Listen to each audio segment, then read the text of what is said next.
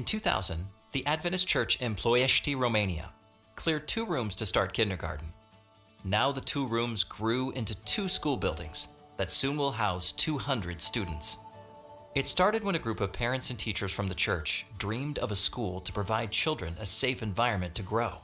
This desire led them to set up 2 private kindergartens in Ploiești in a space provided by the Adventist Church. Parents loved the idea of an Adventist school. Both of my children were enrolled in public school before coming here. It's difficult when I teach my children about our faith at home and they encounter conflicting beliefs at school. More and more parents prayed for a school that would help instill the principles of the Seventh-day Adventist Church in their children's hearts. And in 2015, Excelsi School opened. It started with only 22 students, but every year their numbers doubled. Today, over 120 students from kindergarten to 8th grade are enjoying Christ-centered education at Excelsi School. Every morning, they start their day with a devotional and a prayer. My children are safe here physically and spiritually. Aside from learning subjects like math or physics or chemistry, more importantly, they learn about life and God. The school administrators help to connect families who cannot pay tuition with potential sponsors. As of today, they have over 20 sponsored students. Parents began hearing about the quality education and the values taught in Excelsi School. Some even send their children a long way from home in order to study in the environment that the school provides. 58 such students live outside Ploiești, and some of them travel up to 80 kilometers daily to go to school. I love that the students here are very friendly and we have a lot of extracurricular activities. Our teachers don't yell at the students and they don't discriminate against us on any basis. They're very nice and they respect us even if we're just kids. In this school, students prepare for their classes every day. We teach them to explore and discover new things, and we prepare them for a better future. The students are not perfect, neither are the teachers, but we try to understand them and we learn that behind every child there is a special story. The parents trust us, and together the teachers, students, and their parents are a family. The school building is now working at full capacity. Staff rooms are used as additional classrooms, and the archive room is used as a library. To accommodate more students, the school has started construction of a new building, which will allow them to enroll over 200 students. Soon, Excelsi School will expand its ministry to teach even more children about the love of Jesus. This school answers the needs of Christian families in Ploiești because they want their children to learn good values and principles. Our goal is to present a beautiful God not only to the children, but also to their parents.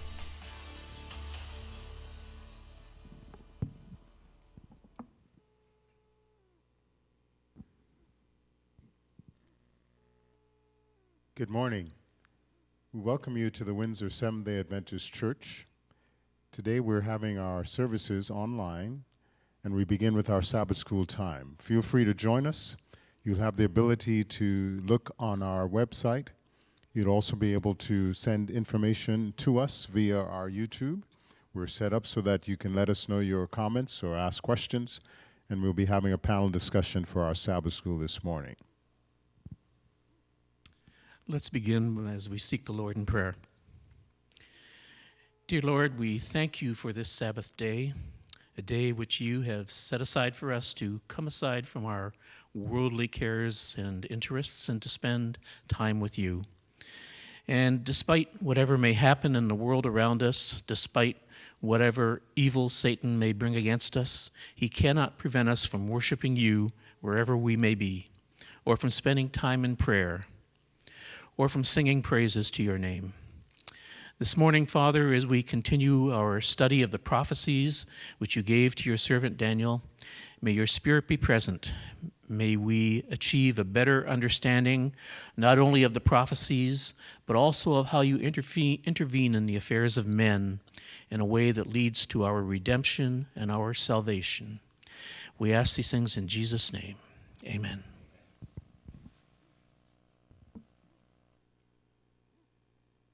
So we want to invite you to turn in your hymnals or your app We're looking at number 626. In the crazy world that we live today, our greatest hope is the fact that Jesus will return again soon. So let us sing a song that will cheer us, by the way. In a little while, we're going home. 66. Let us sing a song that will cheer us by the way. In a little while we're going home. For the night will end in the everlasting day. In a little while we're going home.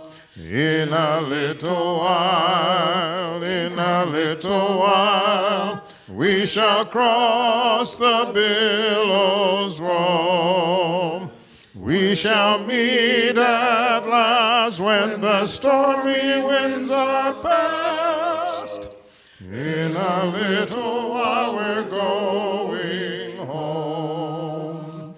We will do the work that our hands may find to do. In a little while we're going home. And the grace of God will our daily strength renew.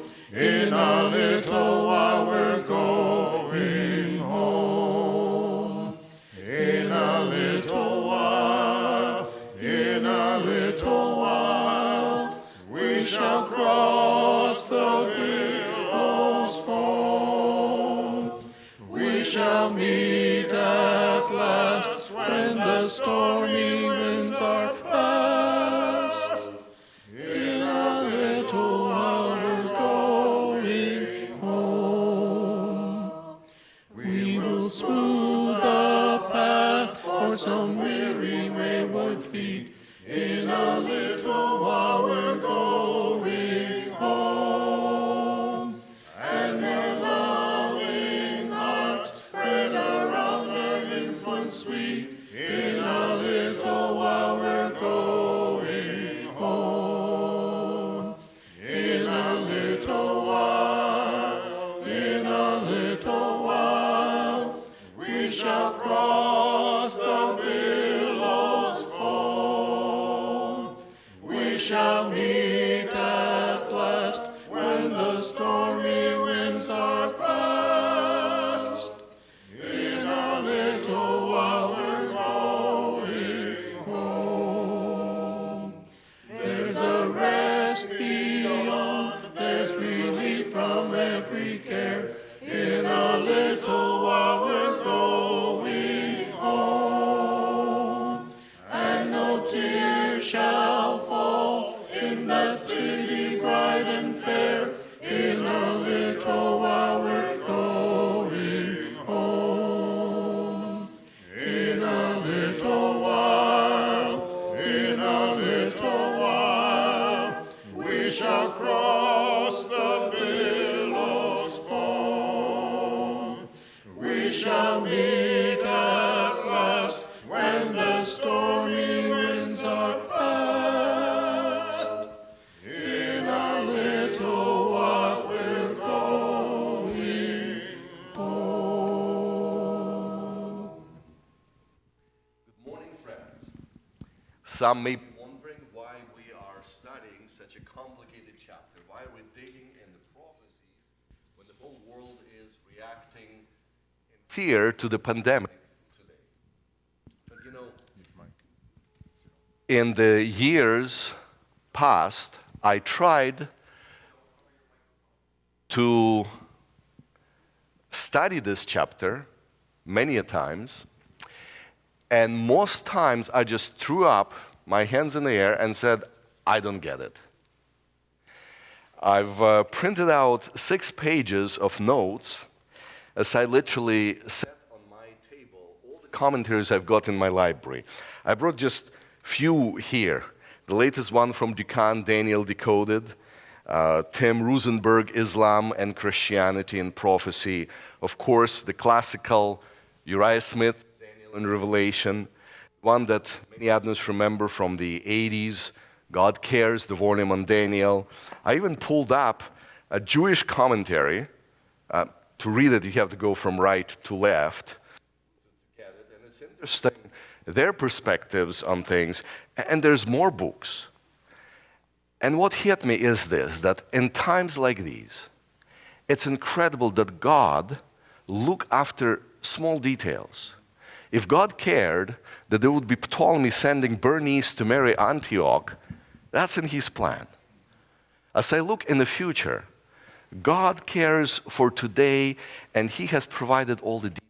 And as I study that prophecy, I'm realizing it's not over yet. There are things that yet to be done, that yet to happen in the future. And that gives me courage to know that this too shall pass. But one thing that is incredible, and as you would hear different panelists today take different sections of Daniel chapter 11, what would be obvious that God wins? When we look at the parallel stories from Daniel 2, 7, 8, 9, 10, 11, 12, at the end of each story, at the end of each vision, it's God who wins. In Daniel 2, there's a stone that is torn without human hands that crashes that idol. In Daniel 7, there's a Son of Man who comes to rule his kingdom. In Daniel 8, there's a sanctuary that will be cleansed, you see. In Daniel 9, there's a prince of the covenant who confirms his covenant and lays his life down, not for himself, but for. So here, chapter 11 will end with the words in chapter 12, but at the end of times, Michael will stand up. And so as we dive into the lesson, there will be discussion, there will be comments made, but let's focus on this fact that God has a plan. And nothing will circumvent his plan. His plan will come to its end as designed. As we look in the future, we may not fully understand things, and that's all right, because that tells us it hasn't happened yet. We understand the prophecy only in retrospect when we look back. One passage that always warmed my heart was Gospel of John chapter 11, verse 49. When they ask Jesus about things to come, he tells them, listen, the prophecy is given that when it happens, you may believe. And so if there are things that we don't understand in prophecy, that's a good news. That means it's yet to happen. And God is not giving it to us that we would figure out, because that would put God in a box. God is not in a box. He leaves himself enough room to be creative of how those things would be implemented in life. And so let's dive into the lesson, what we've studied this week, and how things will play out as we consider the past.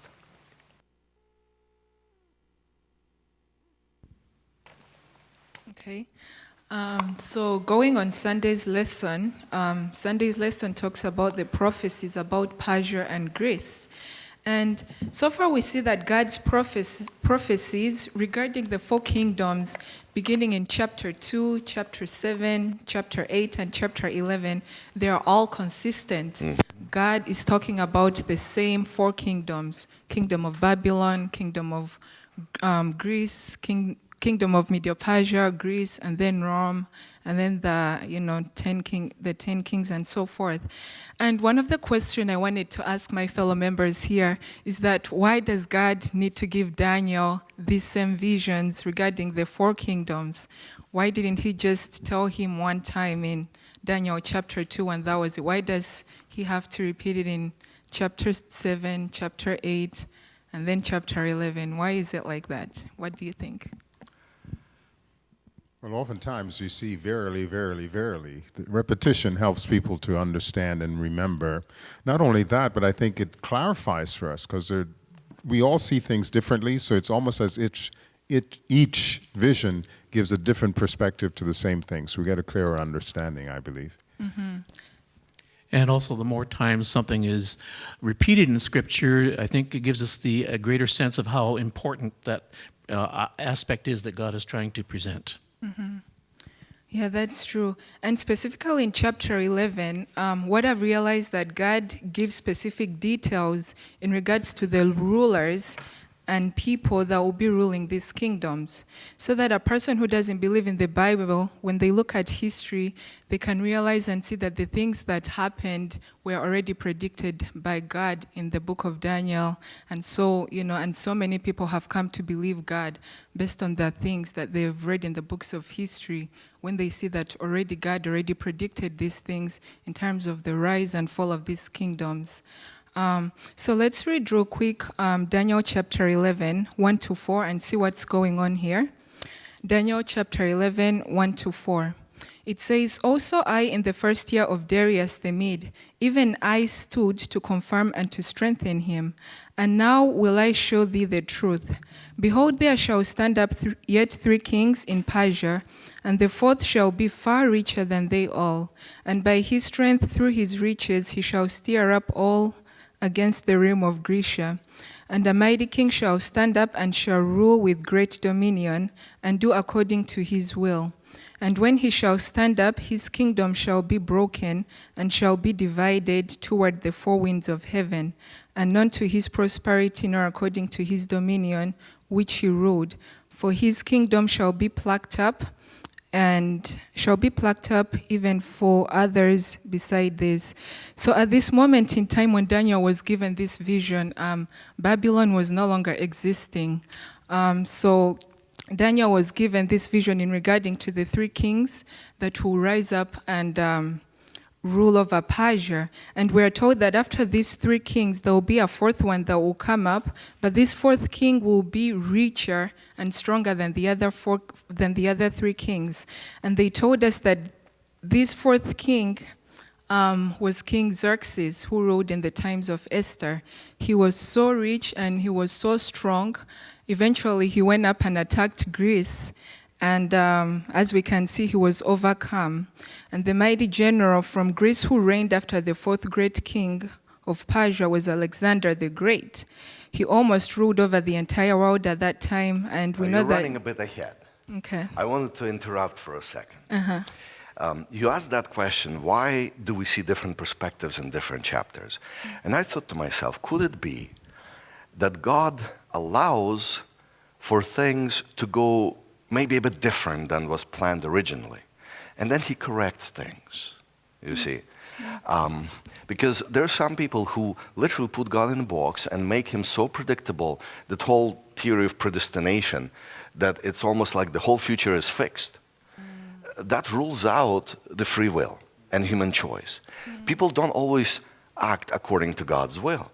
And sometimes God needs to do plan B, plan C, million of different plans, but at the end, it's still God wins. It still works. You mentioned 3 Persian kings that will come after Darius and Cyrus, who rule during the time of Daniel. By the way, it's interesting, sometimes when we read those chapters, we don't fully understand how things were. Cyrus was the super emperor.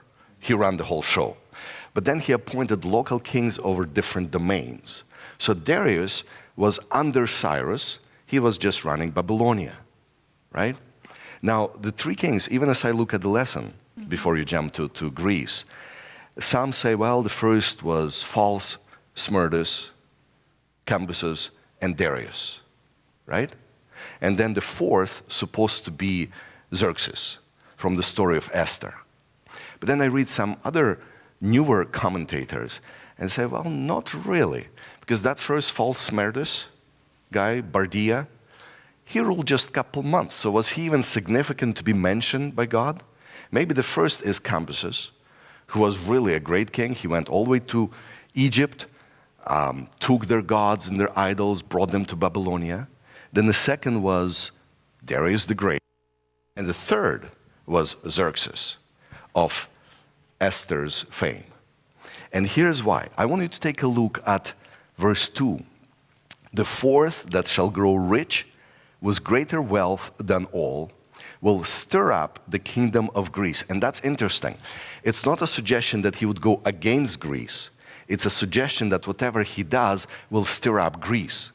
And what we know from history is that son of Xerxes, the next one, Artaxerxes, most likely, scholars believe he may have been the son of Esther.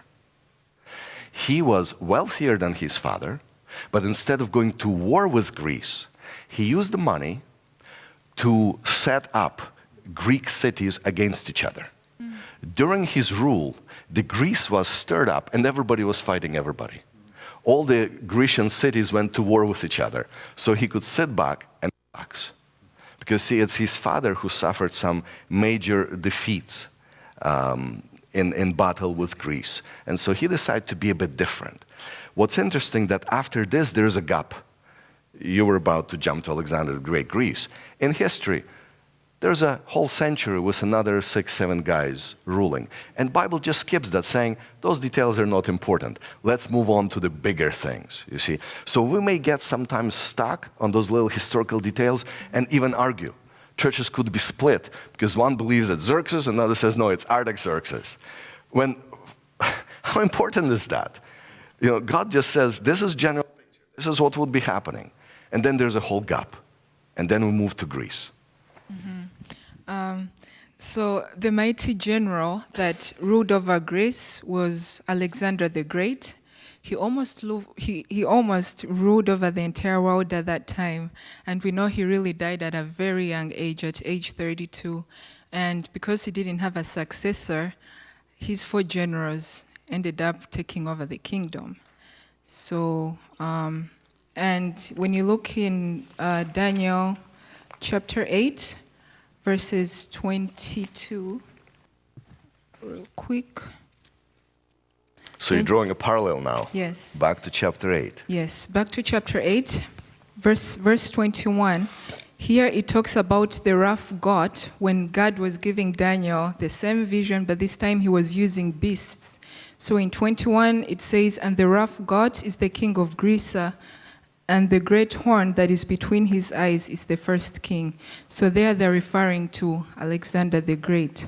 So what we can draw from this is that, as we said, God gave Daniel the same visions in chapter 2, chapter 7, chapter 8, chapter 11, same vision but different details. And in chapter 11, we're being told about the individuals that actually came and took over these kingdoms. You know, since you mentioned chapter 8, sorry I'm jumping in. Feel free, the rest of you, to also join in. When we studied chapter 8, there was a big debate because there's 4 horns and 4 winds, and verse 9 says, and out of them. And the debate was, out of what? Horns or winds, right? Now look at chapter 11, and it's interesting how Bible directs these things. Notice what the focus is in chapter 11, verse 4. When he has arisen, his kingdom shall be broken up and divided toward the 4 winds. So chapter 11 kind of resolves the chapter 8 debate. So those who focused on horns, well, if you study the whole big picture, you'll see, no, the focus was on winds, not the horns. So what we can get from this is that God is still in control of the events that are going on in this world's history. As we can look in history, we saw that he already predicted that Babylon would rule first, and then Medo-Persia, and then Greece, and then Rome. And as we're living in these times as well, we can take courage that no matter what is going on in this world, God is still in control of the world's events.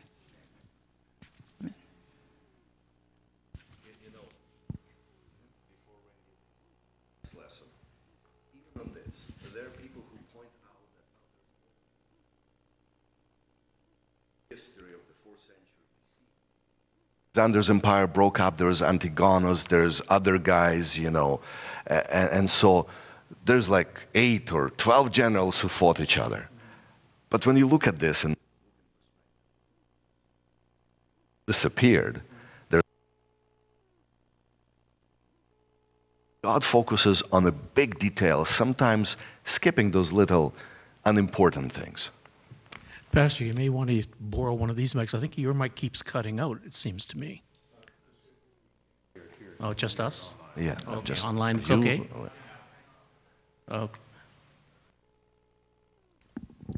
Okay. That's all right. So we'll continue now with the Monday part of the lesson, which covers verses 5 to 14. Now, you know, in Daniel's previous visions of the rise and fall of nations, you know, with the statue and with the beast, it depicted Greece falling to the Roman Empire. But now with Daniel's last vision, the Lord is providing more detail on this. First, he's explaining that there will be a transitionary period between these two great world empires where smaller kingdoms will vie for power. And secondly, God is foretelling that this will greatly affect Israel, which is basically at the crossroads of these conflicts.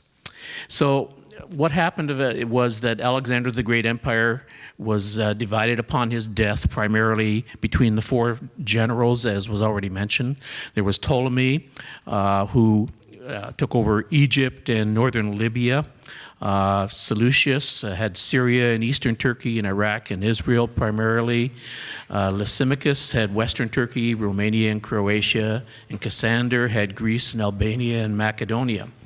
For the purposes of the verses that we're studying here in verses 5 to 14, we're going to concentrate on Ptolemy, who was ruling in Egypt, and Seleucus, who primarily had Syria. Now, there were constant wars between the northern powers and the southern powers. I'm sometimes thinking of this, Winston Churchill had used a great metaphor in World War II to describe the Allies' attack on Italy. The Axis powers had all of Italy, basically, and they invaded with the Allied powers from the south. And gradually, right across the whole Italian peninsula, moving from south to north, the battle line would rage as the Allies moved forward. And he described it as a hot burning rake going right up the Italian peninsula.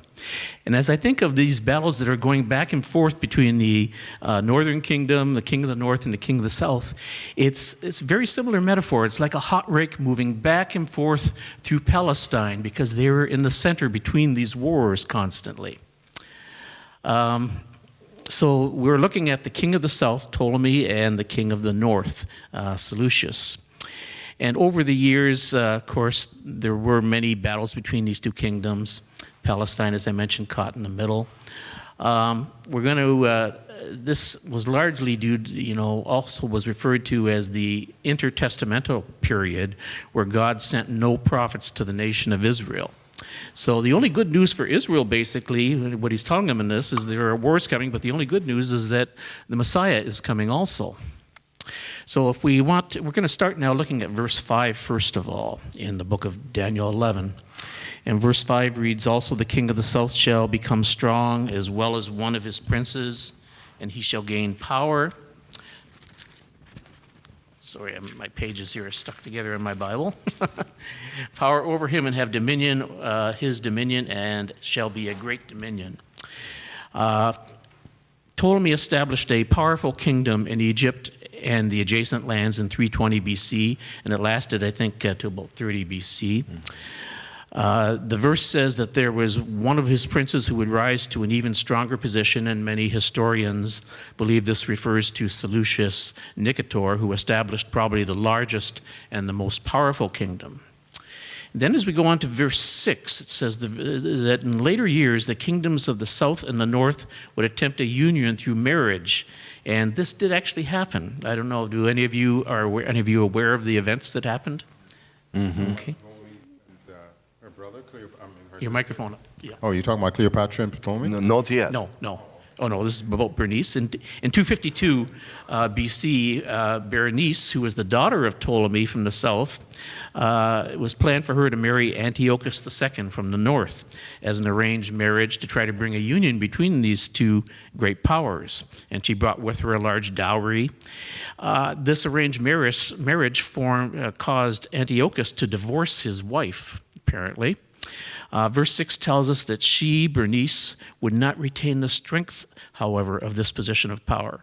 And what actually happened in history is that Antiochus' first wife ended up poisoning him and then arranged for the murder of Berenice. And so prophecy was fulfilled once again in great detail. And that's what we're going to find in all these verses as we go through these little glimpses of information. Yes, Pastor? And this is where Wendell mentioned Cleopatra. Different in terms. Mm-hmm.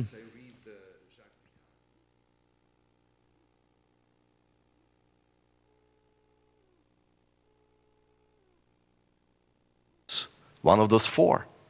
And so while people focus on this, well, let's keep it in perspective. Lysimachus is not king of the north.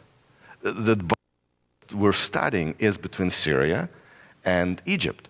So just because one Egyptian pharaoh gave his daughter to marry a Grecian guy from Macedonia, that's not what Bible is focusing. So let's keep it in perspective. We're focusing on this battle between north and south.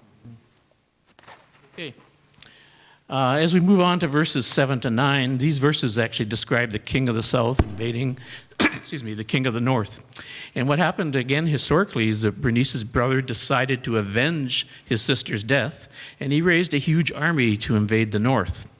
And although he was victorious, he had to return home to Egypt to quell an insurrection that was occurring.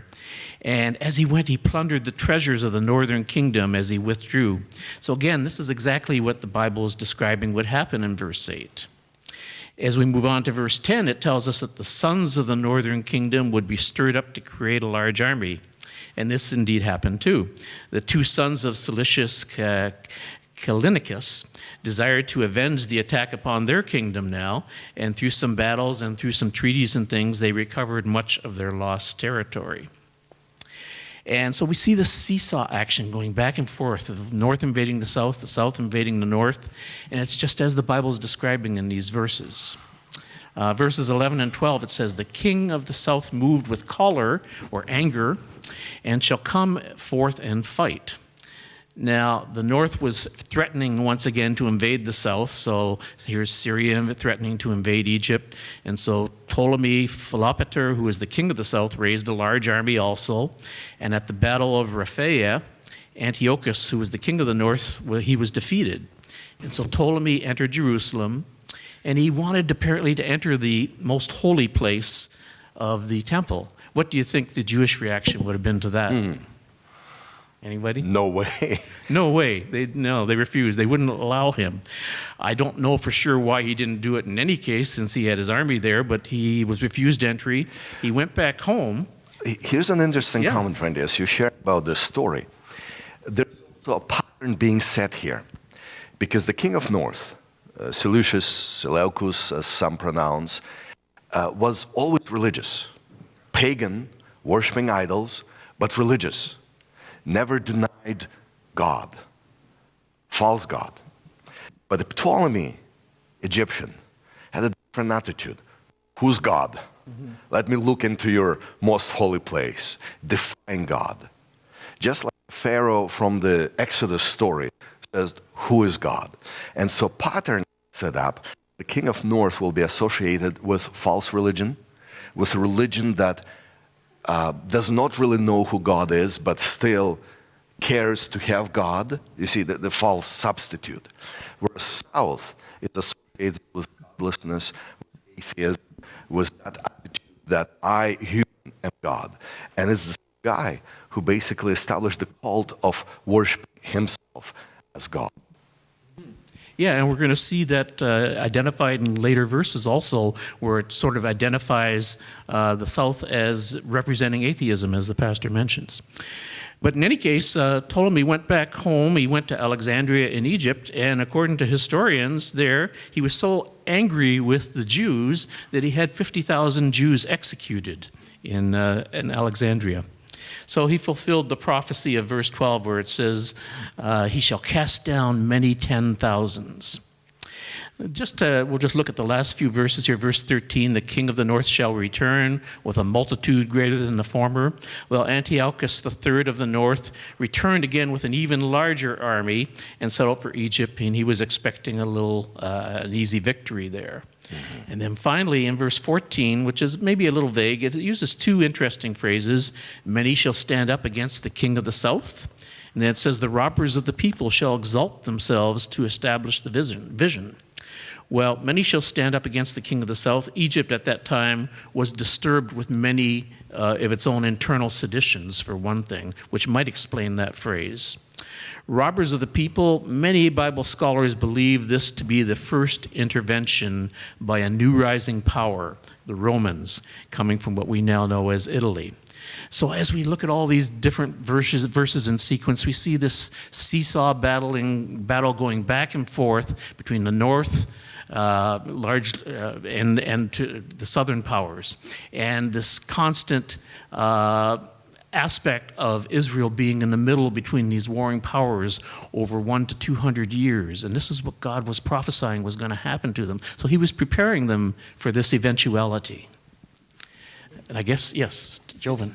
It dawned on me was what I was reading this, that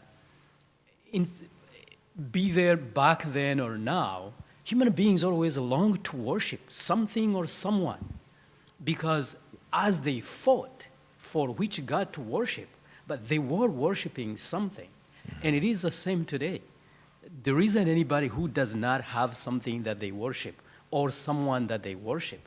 And it's interesting that time changes, but human beings and our hearts, our longing to worship, it does not change.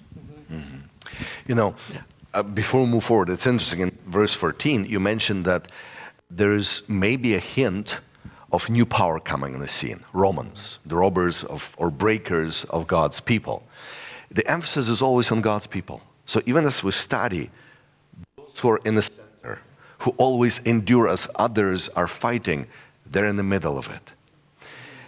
Evangelicals, and I would say majority of Christian world, serious majority, don't want to see Rome in this chapter at all. They want to stick with Seleucids. They want to emphasize everything and go more toward Antiochus Epiphanes and so on. And they want to get into the literal 2300 days when, Antiochus sacrificed the pagan Jewish temple and did all those things. And as I say this, I look at some other commentators, they all want to stay there. They don't want to move to Rome. The reason is because they want to avoid the 2300 days pointing out to some distant future time, 1844 and so on. Because the moment you consider that, you have to think your whole theology about end times. And that's why we have to be careful, because as the rest of Christian world sees in chapter 11 only battle between Ptolemy and Seleucus, we have to realize that this chapter is parallel to chapter 7 and 2 and 8. And in those chapters there's Rome, and there's a little horn, and there's a succession. So for us not to move further to consider Rome and its successors would not be faithful to the pattern that is established in the book of Daniel. And as Adventists, we have always adhered to the historist interpretation viewpoint, as opposed to a lot of the other churches, as you're explaining, are now to the futurist viewpoint or preterist. But we tend to see all these events as happening in previous history until we get to the very last days. Yeah. Okay, I guess we're through. Go on to the next. Yeah. So chapter 11, for sure, is very detailed, talking about kings and the king of the north and the king of the south. So what if we have someone online who is watching and they're asking, where can I go, which history book can I read that complements this chapter, especially if they want to know about which kings ruled the north and which kings ruled the south, because as we said, those names are not in here. It's interesting. If you go to the internet and you look up, try to find a map of the divisions of the Greek Empire after Alexander, you're going to find just about every one showing different boundaries and different, because of the fact that over time the boundaries were constantly changing as these wars were being fought. So it's hard to find any one definitive map that shows the positions of these various kingdoms. But I'm not sure now, in terms of books, maybe the pastor would have a better answer for that as to what books would be good to. Now, I'm serious, but check Wikipedia. A lot of stuff is out there on the internet, but at the same time, there are many commentaries. But again, let's be honest. And I appreciate our denomination, our scholars, who are admitting we don't have answers. You see, we don't have all these answers. For instance, biblical research, SDA Bible commentaries, say nothing in this verse, say nothing in this verse. So some things to the future yet to be considered. Now, on these past things, Seleucids and Ptolemies, yes, Seventh-day Adventist Bible commentary. This book has been printed and reprinted, Mervyn Maxwell, okay. God Cares, it's an excellent book. Doesn't go into much details. I find that older commentators like Uriah Smith, Daniel and Revelation, have more details and cover things, but again, they're at disadvantage writing in the 19th century. They didn't know what we know today because research continues. And the historians are unearthing and discovering all kind of new things. We may publish something on our website as a supplementary, but just to give people more directions. This is the latest book by Doukhan, and I appreciate this book also because what he does, as he considers verse by verse, he says, well, all schools think this way. Haskell interpretation is this way. Seventh-day Adventist interpretation says this. Islamists, and there's a whole category, people who want to see Islam in chapter 11, to bring the existence of Islam and see it as a war, and we'll address that later. So there are a lot of good books on the subject. So we may post after this just a whole list of references, so that way people don't have to remember. We literally will put a list of references on this. I appreciate what you just said, because personally, just trying to make sense out of this. And the first thing is what you said earlier. The Bible does say that I gave you prophecies so that when it happens, you will know, you will be strengthened. And that gives us just enough reason to know that it's okay that these individuals have differences. However, on the other hand, it is not okay for us not to study, and as we study, God will lead us. And one thing that I have realized, I like Uriah Smith for one reason. Parts that have to do with history, he seems to have gotten more than most. Mm-hmm. Parts that are not related to past history, he may not necessarily. But parts that are related to historical events of the past, he seems to really have gone in and dig through, maybe because he was a historian. And then as you read him and you read others, you compare. It's like we who speak English, when we read different versions of the Bible. You get this here, you get this there, and sometimes you make sense out of a verse that seems to be difficult. And it's okay for us to have many different opinions that we look at and compare. I think amazingly, when we continue on, history itself has written so much that we can say, wow, that makes sense when we look at the Bible and what the Bible has to say. So we're looking at verses 16 through 28 at this time. Fight for power, deceit, ruler after ruler. God's people will be oppressed, determined to destroy the religion of God's people. So we find in this section, when the Romans come into power, they want to take away, again, the power of the Jewish nation. They want to prove that they are more powerful than even, who is that God? Who is greater than me? So we find the transition going from the Hellenistic or the Grecian powers to pagan Rome coming very strongly up now. So this represents that God continues to show us that he's in control. Man will continue to try to oppose God, but God will continue to be in control. So we find, even as we talk through it, it talks about different things happening, i.e. the marriage of Cleopatra to her brother Ptolemy, although he was only 10 years old when he was betrothed to his sister.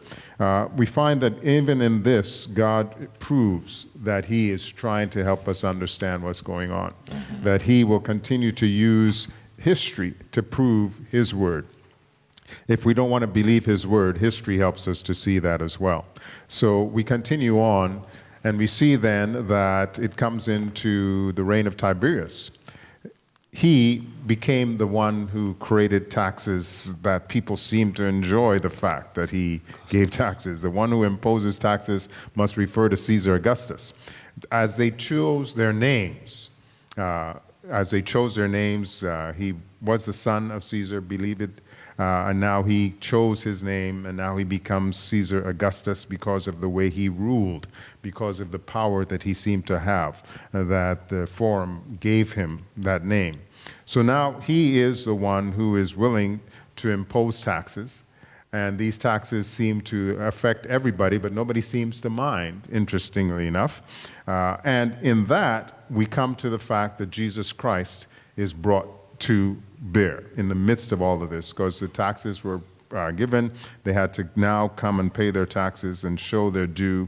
This is a time that we're looking at where God used history, per se, to show us that this is what was prophesied and this was what was promised. You know, as you talk about taxes, some commentators point out, no, this is not Caesar Augustus.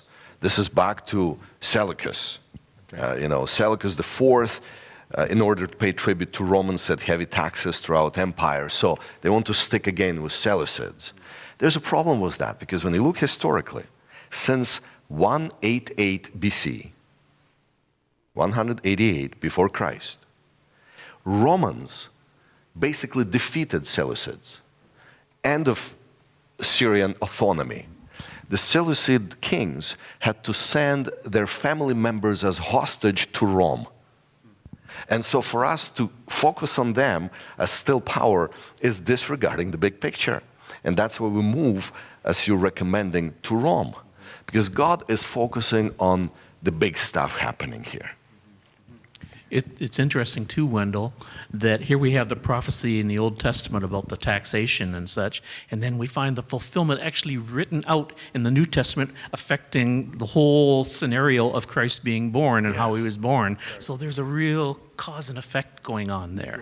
Sure. Yeah. And that's why we can't throw the Old Testament out and say, well, we're in the New Covenant now, let's stick with only the New Testament.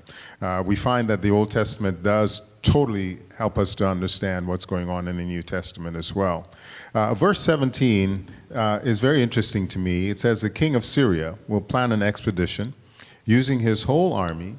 Then in order to destroy his enemy's kingdom, he will make an alliance with him and offer him his daughter in marriage, but his plan will not succeed. Some were thinking that this had to do somewhat with Cleopatra becoming connected with Augustus and what that would do, which affected much of the experience for the people at that time. Caesar was supposedly much older than Cleopatra at the time. And because of his love for her, he kind of hung out down there a little longer than he should have, which possibly led to him being brutally killed because of Cassius and Brutus. So we find that in the play of things, even though man thinks he's in control, it's still God's hand really carrying things forward. So we find that even after this happens, and after that, he will attack the nations by the sea and conquer many of them, but a foreign leader will defeat him and will put an end to his arrogance. Indeed, he will turn the arrogance of Syria's king back to him.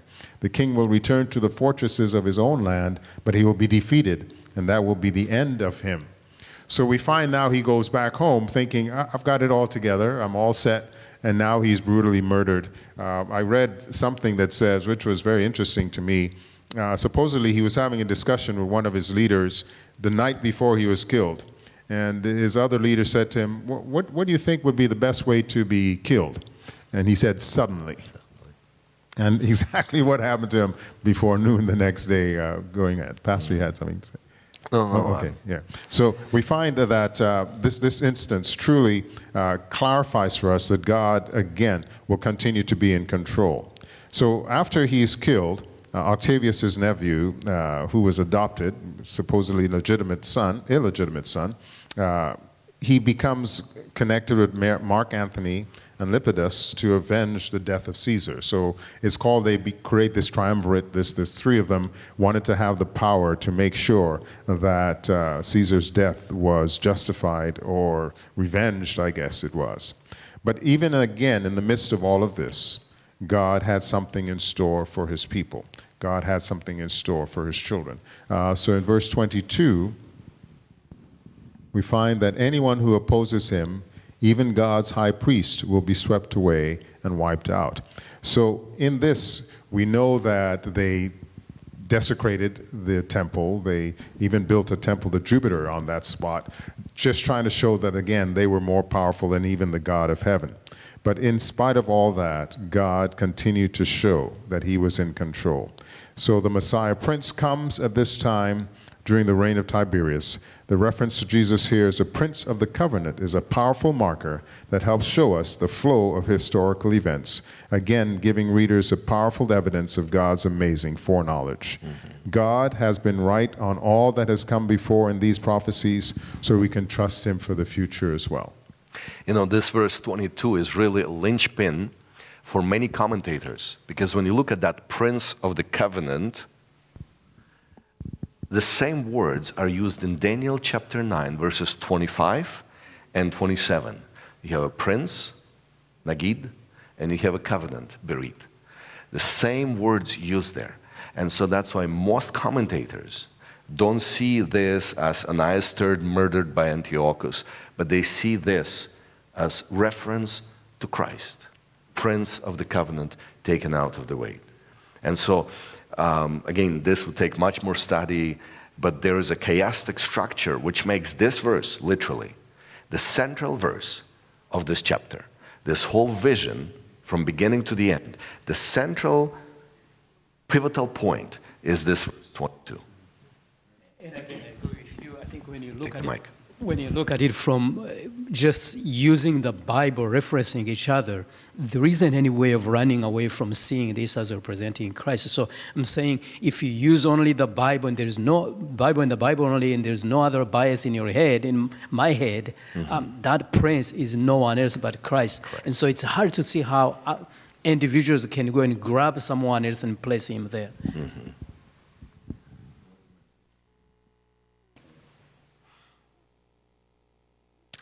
All right, you ready to move to the next section? Wednesdays? All right. So we move to Wednesdays, and some of you may have Bibles that give subtitles to many different sections of the Bible, or at least of this chapter. I'm not sure what you have, but I have the NASB, and it titles this one as the Northern King's blasphemous or blasphemes. And I think there is a sense in which there is some truth to what is happening. The verse 29 to 39, which is the Wednesday, seems to mark a transition between where we were and where we are going. It seems to go into a transition between pagan Rome and a Christian type of Rome, or a paper Rome as we call it, in my view. So as we read verse 29, we can start with verse 29. Verse 29 says, "At the appointed time he shall return and go toward the south, but it shall not be like the former or the later." Now, who is the former and who is the later? In this case, who are they referring to as the former and the later? Anyone can help me here? That's a tough one. Because you're right, it's a transition to something totally different. That is correct. So when you look at this, by the way, I like that answer, although it doesn't answer the question, but it highlights the difficulty in interpreting this one. Because when you go back and look at the previous verses, you can come up with many different interpretations of it. However you look at it, you see a transition. And in my view, reading many and trying to summarize them, and you may agree, you may disagree, but you see a weakening of one toward a strengthening of another. In this case, I'm saying Rome more likely becoming weak or weaker than it has been. You know, here's a concept to consider, again, not giving conclusive answer. But there's a reference to a time. In verse 24, it says, "but only for a time." If you consider biblical concept, time is a prophetic year, 360 years. The Egyptian power of Ptolemies was over by 31 BC, when we're talking at that battle where Octavius and fought. So basically 31 BC, Egyptian Ptolemaic power is over. If you do the math, you come to an interesting year, 330 AD. And now the new emperor, Constantine, is making big shifts because Constantinian religion would be nothing like the past, okay? He's introducing a whole new concept where he's basically saying, look, Christians are winning. Majority of our empire is Christian anyhow. So why don't we use this new popular religion to unite the church and state and to use it as a political tool now to govern? And so this is the transition we're looking, that what's emerging on the stage is nothing like ever existed before in history. So as we go from verse 29 to verse 30, it says, anyone can read, any one of us can read, or I can read this here. For ships from Cyrus shall come against him, therefore he shall be grieved and return in rage against the holy covenant and do damage. Hear that?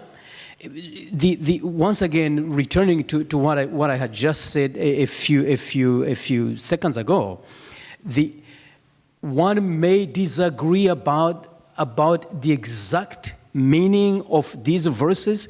So first I said there is a likely weakening of one kingdom and the strengthening of another.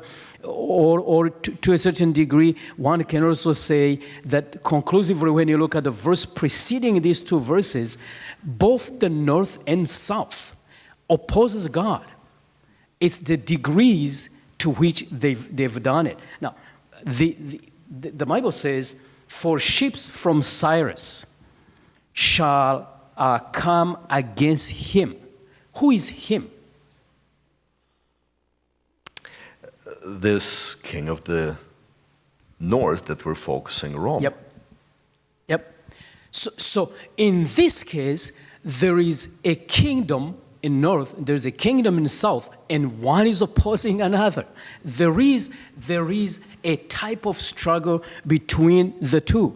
And in fact, some have said that the reference there is an obvious. So if you look at those who use historical events of the past, they say, here's where we get the phrase, what happened when somebody comes and vandalizes your... No, we call them vandals. We call them vandals. And here's is a part of the chapter 11. When they tend, you're looking at so many who refer to the Vandals at a time when they actually vandalized Rome for the first time. So it's interesting using that word damage here, connecting with vandalism and vandals, that all these barbarian tribes came and did damage to the king of the north, ransacking the Roman Empire, even though at that time it became Christian Roman Empire. And we are told that they destroyed the city. The city was destroyed by these vandals who, for the first time, at least in the most recent history of Rome, the city was completely vandalized or destroyed or damaged, as I put it. And there is the reference in verse 30. We move on to verse 31. But suffice to say, before I move on from there, that first, the two kingdom, both north and south, both opposes God. Second, they oppose each other to the point where another kingdom comes and destroys Rome. And significantly, if we agree that that is true, the Bible is meticulous in certain areas when it's guiding us through what happened in history. There's more to it. Prophecy in Numbers 24:24. We all remember Balaam, right? He's prophesying. That word, because you're reading modern translation citing Cyprus. But that word kittim in Hebrew is used from early days, and it always meant west as a direction. Now, Roman Empire at the time was already split into Western and Eastern. Know that Constantine, by the way, when I mentioned 330, that's the year when Constantine moved the seat from Rome to Constantinople. And so technically, Rome as a supreme power lasted 360 years, which is again reference to that biblical time. Rome lasted 360 years. And in 330, Constantine moves the seat from Rome to Constantinople. But all these hordes, all these tribes, for some reason choose to attack on the west end, which kind of makes no sense. When you look geographically, Attila Doukhan is coming. Why not attack the eastern corner? German tribes and Franks and all these tribes. But no, they're all going to Rome. They're attacking the west end. And this is where that reference to Kittim, not necessarily ships from Cyprus, because folks, the trouble is when we try to switch between symbolism and literalism, and we have to understand the chapter is symbolic. So instead of linking things to literal geographical things, let's look at it from symbolic perspective. Then things begin to make sense. Thank you. Anyone who has the King James here today can read verse 31 for us? I'll read New King James. And forces shall be mastered by him, and they shall defile the sanctuary fortress, and they shall take away the daily sacrifices, and place there the abomination of desolation. Thank you. I just want to highlight here, for the sake of the study in time, two words. One is take away, the other is what? The abomination of desolation. What will take away in this sense imply if you think about what take away means here? Stop and Destroy. Destroy. It is very interesting. I was looking at many different explanations of these words, and I tried to go to the interlinear Bible as well, looking at the meaning of this word, and I was surprised that some of them said absorb. And when I saw absorb, I wondered, this is different from what I have thought of before. But those who use take away as meaning absorb said, it is because this kingdom came and actually didn't necessarily hasten to remove things, but to blend things. It took what is pagan. Or to usurp, to take it for themselves. To usurp, for himself. And it was a different understanding than I've had before of the way this word is used here. And certainly it must be a word that is difficult to translate. But I just wanted to highlight that. And then the other word that I said is the abomination of desolation. What do we, more often than not, associate the abomination of desolation with? What does that mean? Who could be the abomination of desolation? If I could jump in. Go ahead. And this is another linchpin, because we have to look at other verses. Yes. Daniel 9:27 talks about abomination of desolation. Yes. Jesus Christ, when he's here, he says, when you see the abomination of desolation spoken by prophet Daniel. And so that gives us perspective in time, because from Jesus' perspective, that was a future. A future. And then you look at Daniel 12:11. Yep. It gives another prophetic time. It talks about 1290, from the time the abomination of desolation is established until. Okay? And so you need to connect. You cannot look at one passage. You have to string them all together and realize they're all talking about the same thing. Yep. And go ahead.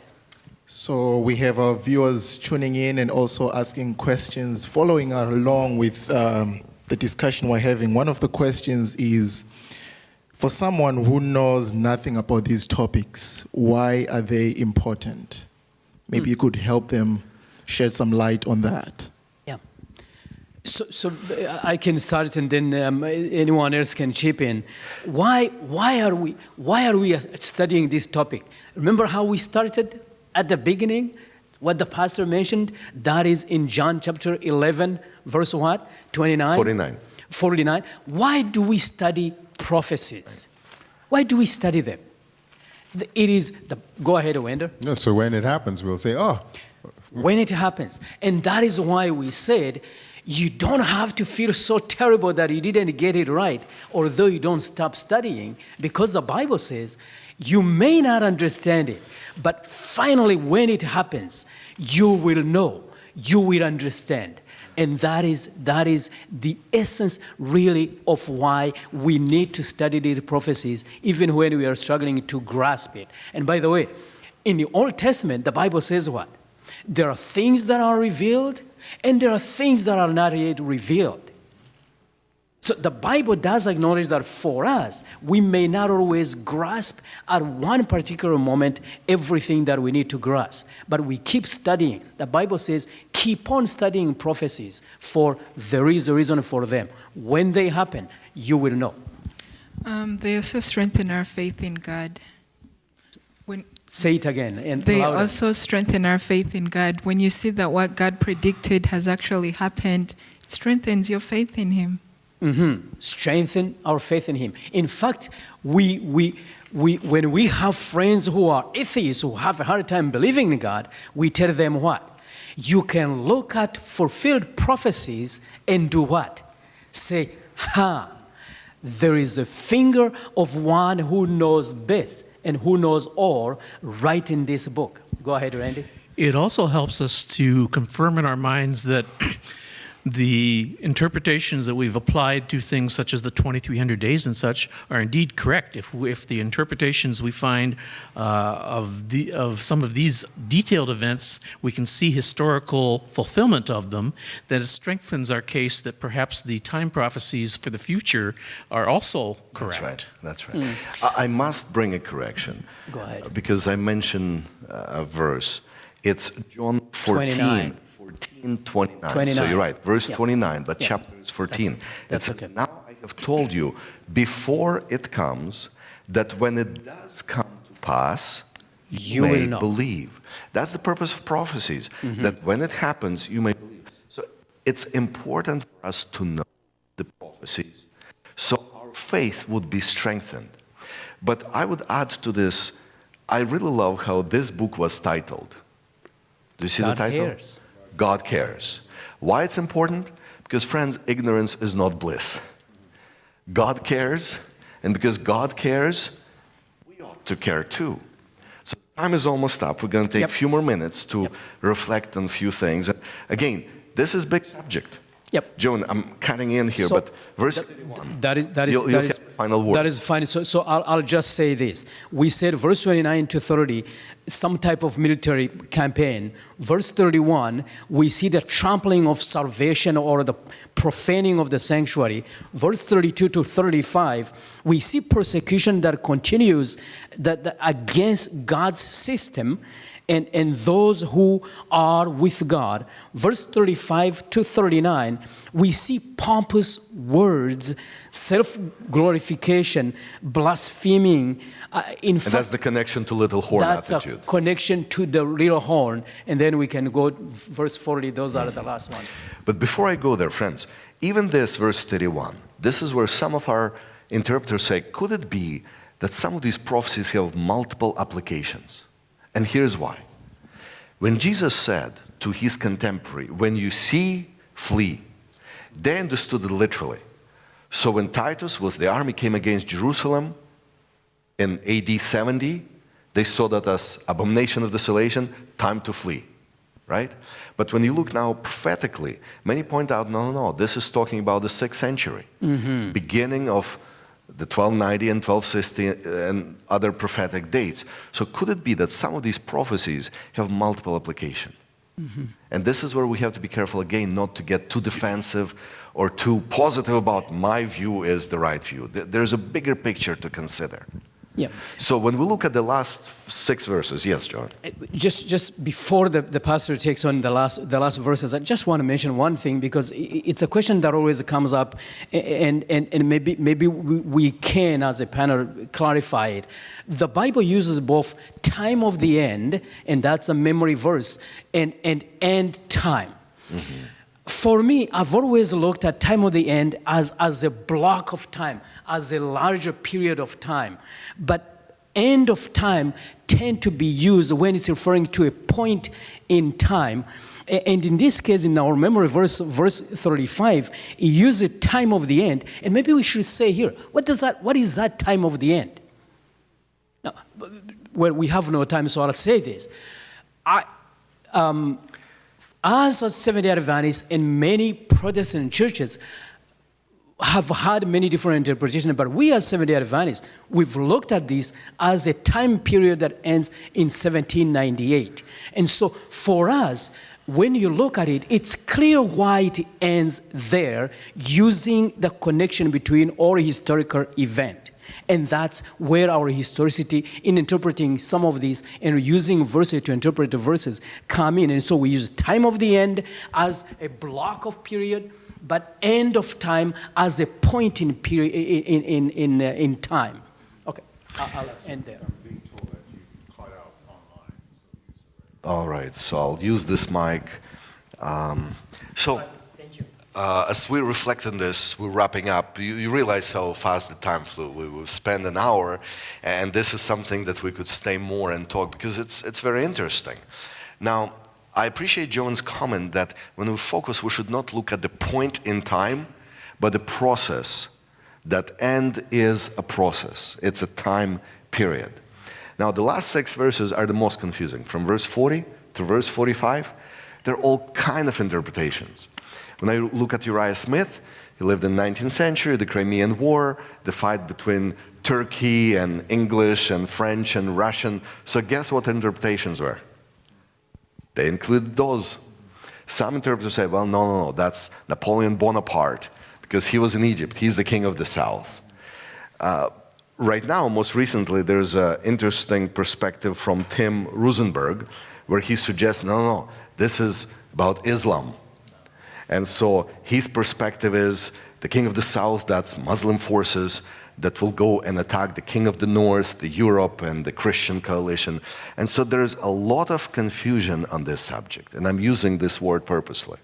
One of our pioneers, before he died, a few years before, James White, he said this: in exposition of unfulfilled prophecy, where history is not yet written, not yet met its fulfillment, may be in progress, we should not state positively that we're right.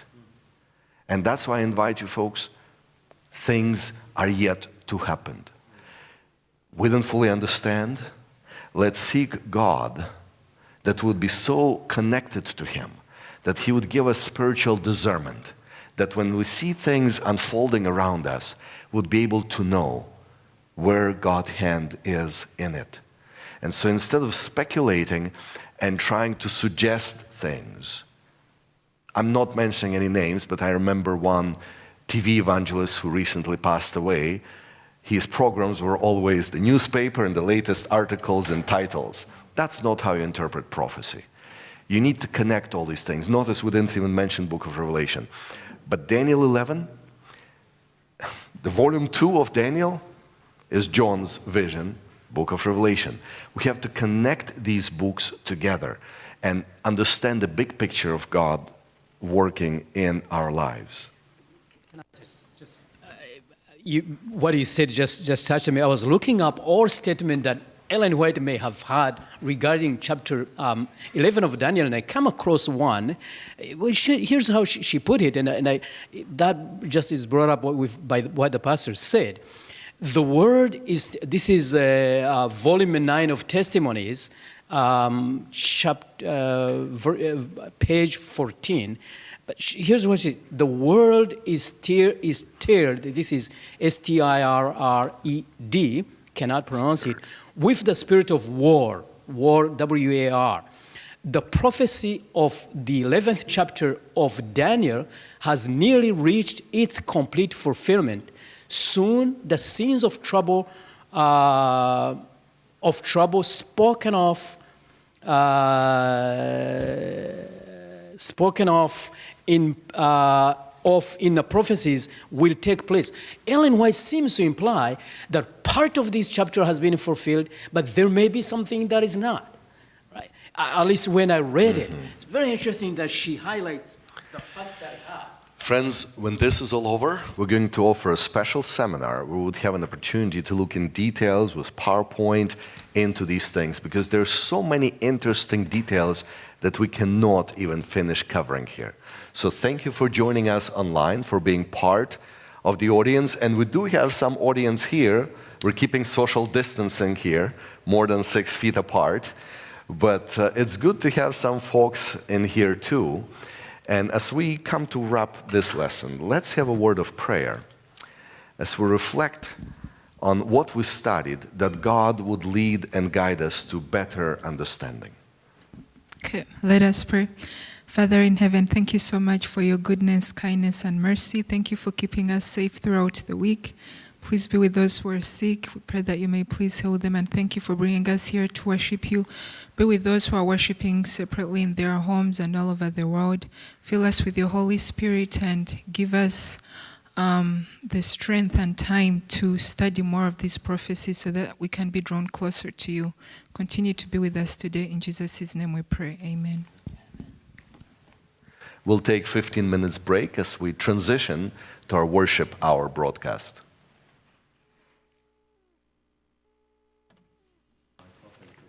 All right.